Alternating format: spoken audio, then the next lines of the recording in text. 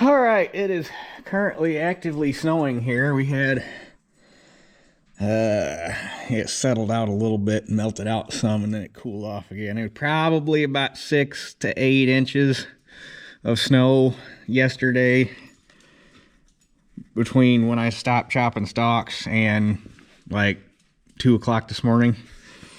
And we're supposed to get squalls here overnight of some lake effect, so which it's not the snow that I mean, I'm not worried.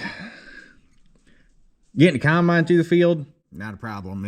We're not the problem where this creates is, and it's all gonna melt off. We're supposed to be back up in the 60s in like 3 days. The problem that snow creates, even a little bit more than rain, is, especially when it melts off, it's like this slow release, and it has a way of making a really deep snot like rain doesn't. And it makes getting trucks in and out of fields kind of a pain.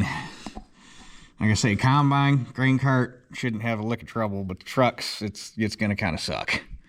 At least until it dries back off. But anyhow, probably at least going to be 2 more days. With that in mind, I am going to go ahead, maybe tomorrow afternoon. We'll see how things go. Well, it's going to depend on if we get the trucks empty, because right now everything's still sitting full.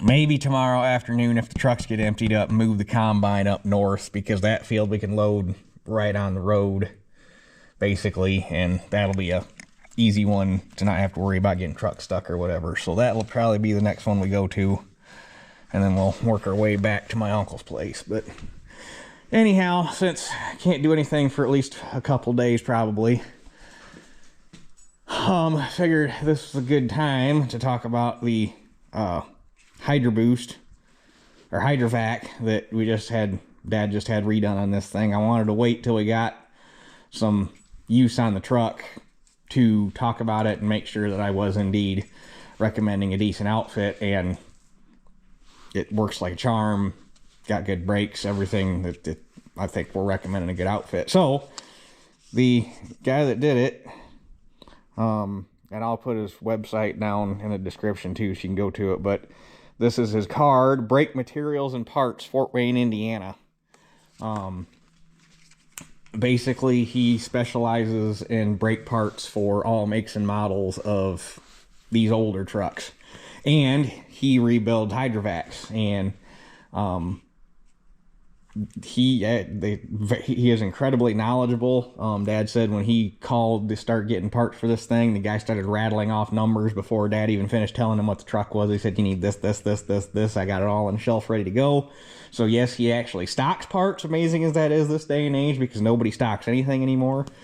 But that's where Dad bought all the parts to rebuild the brakes on the rear end.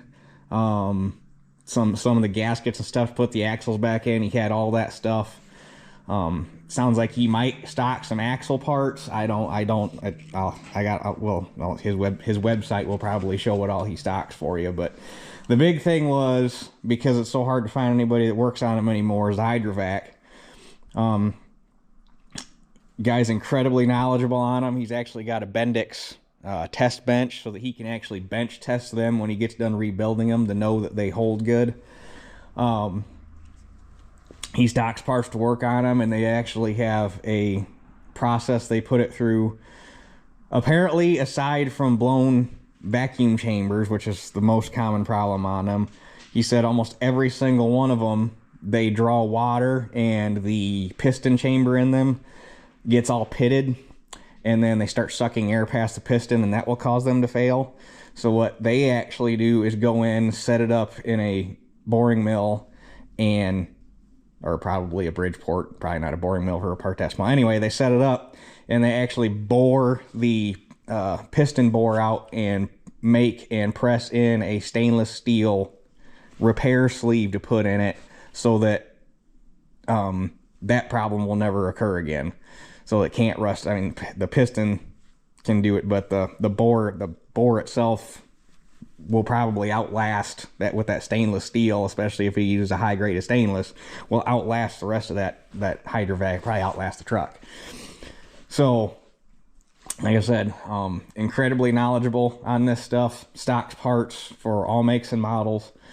So if you run an older straight truck like this, or I'm guessing he probably even goes up into semis and what have you, because this does kind of a niche market, it would make sense to stock the bigger stuff too. But if you need brake parts or need a Hydra-Vac rebuilt, or have he was very knowledgeable on helping Dad get the brakes bled up and processes and what to do and what to look for and all that stuff. So like I say, 10 out of 10, highly recommend if anybody needs brake parts for any of these older trucks.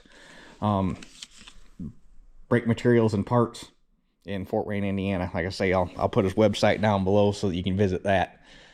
But I figured, like I say, since we got some miles on the truck and we've pretty much tested the fact that the Hydra-Vac is good to go, figured it was a good time to finally make the video since we got some weather for it. So just a quick one, but well worth the recommendation. So with that being said, that's it for this one. We'll catch you guys on the next one.